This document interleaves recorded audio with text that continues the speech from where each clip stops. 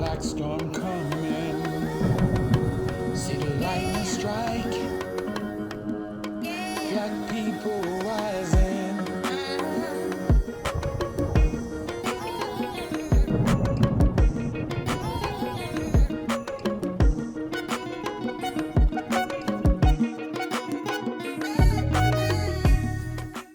Hello and welcome to another edition of the Umoja Circle. My name is Keith Smokey Johnson, and for those of you who are new to the Umoja Circle, the purpose of the Umoja Circle is to correct errors where errors are found and to introduce facts where we find that so many people are working on fiction when it comes to who we are as people of African descent. Only through dialogue can there be a true shift in consciousness, all right? Not just opinions, but true dialogue and true research. And this is what I try to do here at the Umoja Circle. I try to do the research and bring you the evidence. I don't want you to believe a word I say, but I want to point you to things that you could go ahead and check out for your own, on your own. Don't believe me, believe the truth of your own discoveries. And that's the joy of learning history. Without historical knowledge puts a light on the dimness of the present. It lights and illuminates the present moment.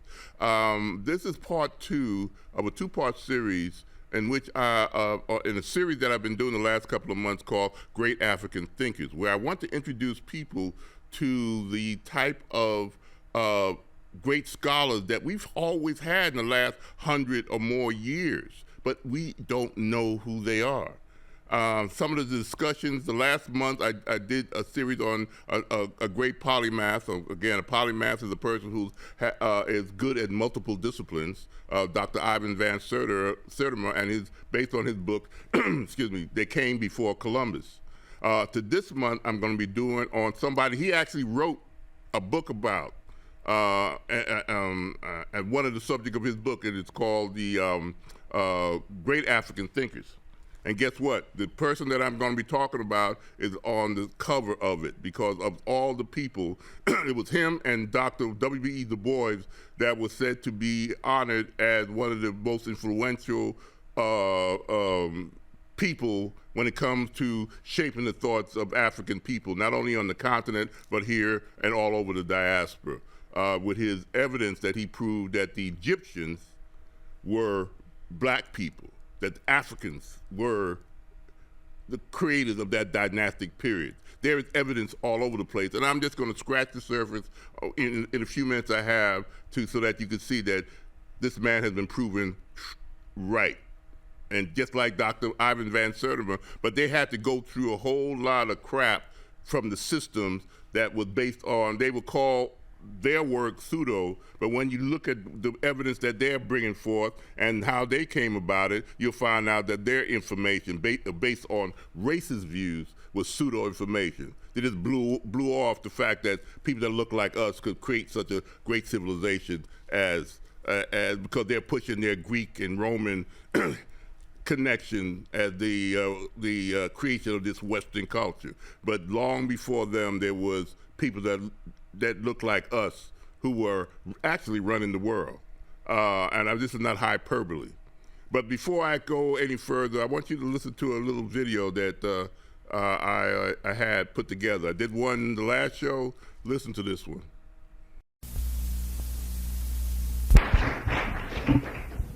I have a twofold task today. I want to speak to you on the African presence in early Europe, which is the subject of the latest journal that was published in December of last year, as well as to acquaint you with something of the life and work of a man who has just died and who is perhaps the greatest among us in the 20th century in terms of scholarship in African civilizations. Let me say something first of this man. I never met him for about 10 years. I communicated with him for a long time, for nearly a decade before I actually met him. I only met him eventually in England last January, not this last January, but the January of 1985. I had to speak in England on the same platform with Dr. Sheikh Anta Diop. Dr. Sheikh Anta Diop is the only man outside of W.E.B. Du Bois who was awarded a special award, give him a special award for being the man who's had the greatest impact on black thought in the 20th century. He is a man of extraordinary, he was a man, he died in February of this year, he died on February the 7th. He was a man of incredible versatility. He was a great physicist. He worked in the most advanced laboratory in France under Frédéric Joliot-Curie, and Frédéric Joliot-Curie was a close friend of Einstein, and at the time when only about a dozen people in the world could understand Einstein, Dr. Cheikh Anta Diop of Senegal translated Einstein's relativity theory into Wolof, his native language. Because of his scientific skills also, he was able to do extraordinary things. He, for example, invented a chemical process to test melanin in the skin of black people who had died thousands of years ago. By that process, he could prove beyond the shadow of a doubt, in a very scientific way, that the mummies, many of the mummies that had been excavated in early times, belonged to black people, because there's been a long question and dispute about whether they were blacks or whites or Hamites or Semites, etc. But he's been able to establish this by probing in the skin that is left on the bones of some of these mummies and establishing that the density of melanin in the skins makes it quite clear they could not be of any race but African. He also, because of his great knowledge in this field, in the scientific field, for example, he was able to show something which I only learned about a few months ago and which has startled me, and that is that while I have been able to show in Blacks in Science that blacks invented an extremely advanced process for smelting steel and were in advance of the rest of the world in this process, I had never suspected that blacks had actually started iron smelting. And I'm not talking about iron mining. One knew of that a long time ago. Blacks mined iron 45,000 years ago or 43,000 years ago. It means they have found iron pits dug in South Africa. That's not important, because that does not involve the technological process of changing the ore into something else. That's a highly advanced process that only occurs later in man. Now he has shown that as early as the ancient Egyptian dynasties, at the time of the building of the Great Pyramid, they found iron in between the cracks, and they said that this iron had fallen from a higher strata. That means a later strata. I had read that and I had taken it for granted, as most people in the world had taken it for granted. But Diop, by studying the iron, showed that it was a soft iron, and that it was not as true what Leclerc and Moni, the French interpreters, said, that because it was soft iron, it was inferior iron. He showed that in order to arrive at soft iron, you have to decarbonize the iron, and to decarbonize the iron, you have to reduce the carbon, and you can only reduce the carbon to that state if you're in an advanced stage of iron smelting. In other words, instead of it being a low-level stage, it was an advanced stage. Now only someone who's trained in that field was able could establish that. So that his science wasn't just something where you just go and sit in a laboratory. In fact, Cheikh Anta Diop is one of the few Africans who had access to the most advanced knowledge, scientific knowledge in the world. He was the man who directed and created and founded and built up the radiocarbon laboratory in Dakar, Senegal. And he was the president of the World Black Researchers Association. That is the reason why I am filled with sadness at the moment, but at the same time filled with a great hope, because Cheikh Anta Diop kept saying again and again, you're going to have to work eventually without me. Why I am sad is because we were working on things that were absolutely vital, that involve both Africans and Americans, because our main concern is how you can have the kind of technological transfer from America, particularly through black Americans, into Africa. So that this kind of gap that exists, which exists as a result of the destruction of African civilizations, need not continue forever. That is the reason why Diop formed a technological consortium. Diop also was a politician. Diop would have been the next president of Senegal. This is very important because Diop would have led, in the way Nkrumah may have been unable to, Diop was in a position to lead half of West Africa into a federation. If he had succeeded in doing that, that was the beginning of a different kind of black unity and strength on the continent. Diop also was a great Egyptologist. Nobody has written a book to date that goes as far in establishing the African basis of Egyptian civilization as Diop has in his book, The African Origin of Civilization, Myth or Reality. He's also a great linguist. He was able to establish that Egyptian language is not Afro-Semitic or Afro-Hamitic or Afro-anything. It is fundamentally African. And this he established at one of the great conferences, UNESCO conference in 1974 in Cairo, Egypt.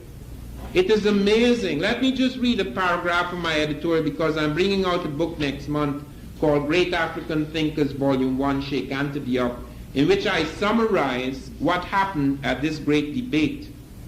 And it is amazing when you read this, you get some idea of how the Africans for the first time startled European scholarship.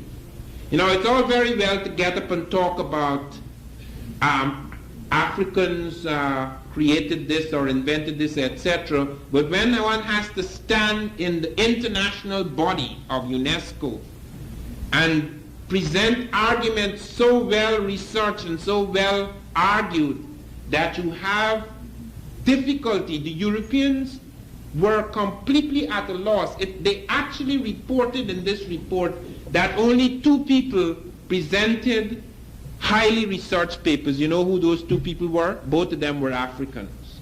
The only 2 Africans at the conference presented highly scholarly papers. That has never happened in the world since the defeat of Africa by Europe. Well, welcome back. I hope you got some insights from this video. This is serious. Why do everybody else want to accept the fact that the Egyptians were aliens or some kind of Indo-European people who somehow came from the north where Europe exists, connected to the Asian continent? That's why you get the term Eurasian. All right, it's just like a peninsula part of the Asia. These people, these white-looking people that you see in the movies, that look nothing like us, the Scorpion Kings or the gods of Egypt, or Cleopatra in the '60s, Elizabeth Taylor and Richard Burton, but nobody looked like me. When every bit of evidence, every time they uncover something great, then you'll see black Africans, and the way they even said their own name and what they called themselves. I mean, we'll talk about that. I got a few images that I want to go. This is the person that I'm talking about, Sheikh Anta Diop. He was a doctorate. He has a doctorate in Egyptology, anthropology. He was a physicist, a chemist, a linguist, a politician. He's from Senegal, and a world-renowned scientist, okay? He was the only one authorized to deal with the mummies that were discovered and put in these museums in Europe, especially in the French museums. He was the only one. And he came up with a thing in the symposium in 1974. It was only him and another brother from the Congo, Dr. Theophile Obenga, who was a brilliant linguist. I think he's still with us today. Dr. Sheikh Anta Diop died in '87. What a loss. And him and Van Sertima, the person that I talked about last month, knew each other and communicated with each other. And he said it got to, one of the things he told Dr. Van Sertima, it must continue sometimes, even if I'm not around. And he's not around, but I'm doing that by putting his image out there. Let's go to this next image. This him at his radio. Oh yeah, he's also at the University of Senegal. He was the first person to put together a carbon dating, radiocarbon dating laboratory. The only person, brilliant. This is and you don't know about him. And this is the university that he worked at, and also is what is named after him, Cheikh Anta Diop University. It was known as the University of Senegal in the city of Senegal, in the city of what's the name of the city? But anyway, they called the University of Cheikh Anta Diop University. Here's some books that he wrote. Okay, I got one of them here. The one, The African Origin of Civilization, Myth or Reality, is the one that brought him to the world. That was his thesis that he introduced to the Sorbonne, where he went to school and did his doctorate. Took him 10 years because he's the first person who said that the Egyptians were black, and they didn't want to accept it. When he died, guess what? They decided they wanted his papers. They asked Dr. Van Sertimers, could they get hold of Cheikh Anta Diop's papers, because he represents a great mind that came out of France after the fact. Okay, let's go. So any of those books will back up whatever we'll say. All right, now this is what was in the second volume that was part of the, it was an 8-volume set about the history of Africa. And the second volume was what the UNESCO, United Nations Education and Scientific Commission, UNESCO, who does the UNESCO sites and is a great science, where they gather all the great minds in particular disciplines. And in 1974, they sent out a letter to all the experts who were linguistics, who knew the Egyptian language, who were anthropologists and chemists, iconography people who did study statues, and they were like 21 of them, and then they just happened to throw in 2 Africans, Theophilo Obenga and the great Cheikh Anta Diop, and both of them blew the so-called experts of the time, who did not believe that the Egyptians were Africans, and they came up with all these excuses, regardless of what the science showed, what the archaeology showed, what the iconography showed. But Cheikh Anta Diop stood in front of them and blew them away. Let's read that what UNESCO wrote after that meeting went on. Although the preparatory working paper sent out by UNESCO gave particulars of what was desired, not all participants had prepared communications comparable with the painstakingly researched contributions of Professor Cheikh Anta Diop and Obenga. There was consequently a real lack of balance in the discussion. They're saying it themselves. Those people who came in there with their arrogance, because for 100 years prior, they was ignoring that the Egyptians were of any Africans, because the Africans don't do anything. We had no civilizations. We just ignorant savages. That's why we had to colonize them. That's why we had the Berlin Conference and cut up Africa so that we could control them, white man's burden, or they just savages, or there was other people who came in and did this, even though there was no evidence prior to that, whatever this civilization, mysterious white civilization, didn't show any evidence where they were from to come in and all of a sudden could build a pyramid. Let's go on with next. The general consensus reached at the Cairo Symposium was that there was no evidence that the ancient Egyptians were white. And that Egypt was not influenced by Mesopotamia, I've heard that when I was in college, but by peoples from the Great Lakes region in inner equatorial Africa that came from the south. The symposium also rejected the notion that Pharaonic Egyptians, which remained a stable language for more than 4,500 years, was influenced by Semitic language. The preceding of the conference was published in UNESCO in 1978. One of the most significant revelations presented at the Cairo Symposium was Diab's development of the melanin diagnosis test. This one sample tested provided the means by which, and then we'll go on to the next one. One of the most, let's see. Okay, the test, the Egyptian royal mummies, what he did was, the melanin dosage test, this one simple test provided the means by which one could determine the phenotype of the Egyptian royal mummies by examining the melanin contents present in the skin. This is what Dr. Diab brought to that table. The test involved the acquisition of a specimen consisting of a few square millimeters of mummified skin, which was then coated with ethyl benzoate and exposed to natural or ultraviolet light. This procedure rendered the melanin granules in the skin specimen fluorescent, thus enabling them to be counted by Diab, who stated that the experiment showed that they were actually black. In other words, if somebody took my skin and did that process, the concentration of melanin should be high because you could be able to read them under a microscope, because that process would make them fluorescent, and so you could count it. Compared to if you got somebody from Norway or Sweden and did that to their skin, what would their melanin content? You could tell the difference. And this was always known from 1974. How come you don't know it? How come we're still having people arguing that the Egyptians weren't bad? And he did it on 10 mummies that were in French museum, and all of them had high concentration of melanin like me.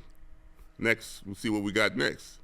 These are the 8 books. If you want to know what went on at the symposium dealing with Obenga and Dr. Diab, the second volume, the little light blue one on the left, is where that information is from. If you want to hide it from us black folks, the old saying goes, put it in the books. How many of you knew that it was right there in writing? In 1974, this information is there. Let's go on. Look who these people are. These are who the Egyptians said were where they came from. They are Nubian. Nubians is south of Egypt. South. Not north in Europe, south, going towards inner Africa. See how black they are? You think their melanin content will be high? They say they descend from these people, or the descendants. These are the descendants. I took this picture when I was in Aswan. I saw them personally. Beautiful black brothers and sisters. Let's go on. Okay, look at this. These are 5,000-year-old pics. Okay, you telling me that somebody like Elizabeth Taylor could do her hair like this? Or the people that built the pyramids, who created the earliest dynastic periods of Egypt, or Kemet, had these pics. Okay. Let me read something real quick. Let's leave it at that one. This is from an article that I got from the New York Times from 1978. Prior to the Greeks' use of the word Egypt, Africans referred to their land as Kemet. That is, the black lands. Kemet was the strongest term used by the ancients in pharaonic times to indicate blackness. It meant coal black. The word Kemet, or KMT, written in hieroglyphic form, was represented by a block of wood which was charred on the end. Let's go on to the next one, okay? This was in the New York Times. Let's go to the next one. This is the image that came from Seti I. Seti I was Ramses II, the great Ramses II, of Abu Simbel. If you go there, you go to these tombs right now. This is right on the walls of Seti I. He also had a series of pharaohs from the first pharaonic period to his time. I think he was like in the 19th dynastic period, the second golden age. The 18th dynastic period, was considered one of the greatest, highest of the Egyptian pharaonic periods. Now, the far right on that screen, that is a Semitic person. They knew what they looked like. Do they look like dark skin? No, the next one is the same Nubian. Do they look like the guys in the picture? Those are the ones south that they knew.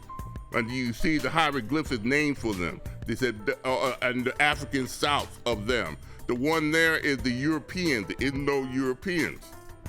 They know what color they were. And the last one to the far left there is an Egyptian. Look at the Egyptian and the Nubian. Same color. They knew what they looked like. How come you don't know about this? How come you don't see these images when you see National Geographic or the Discovery Channel when they do something on the Egyptians or the pharaohs? When they do these actors, do they look like them? Let's go on. This was a incense burner that was found south in what they was called Tarnesi. This showed that there was Egyptian symbols. You see the pick, you see the falcon. All these symbols came from the south. This was found in Nubia. This predates the Egyptian dynastic period. They say they came from the south, Sudan, or what we call Sudan today, or they call Nubia, which is Nub meaning gold, the land of the gold. Okay, so this was found in 1963. It wasn't even announced until 1979 in another article. Why did they keep this hidden? Just like the braided hair that I showed last month with the Olmecs, you think they want to keep the secret, or they want to keep up the lie that everything came from Europe? Lies. I just want to show you some of the great buildings that you find in Egypt today. That people that look like me and you created. Look at the size of those things. Look at that gentleman, comparable to the size of what we're talking about. Look at that. These were created by Africans. Let's go, keep on going. Africans.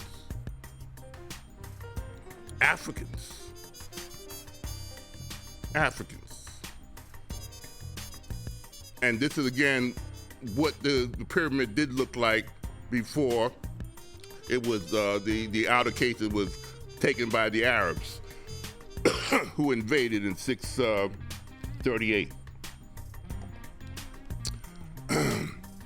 And this is what I was talking about, Kemet. The burnt wood is a biliteral, two words to Kem, and the owl with M, and the reverse bowl is a T, and that the determinative means city or nation, and that means Kem, land of the black nation. That's how they wrote about themselves. They knew they were black people. They accepted, just like the Greeks said that they were black, just like the Greeks would call them Ethiopians or Ethiop, burnt skin, or the Moors, meaning scorched. But ran out of time, so until next time, we'll do this again. Peace.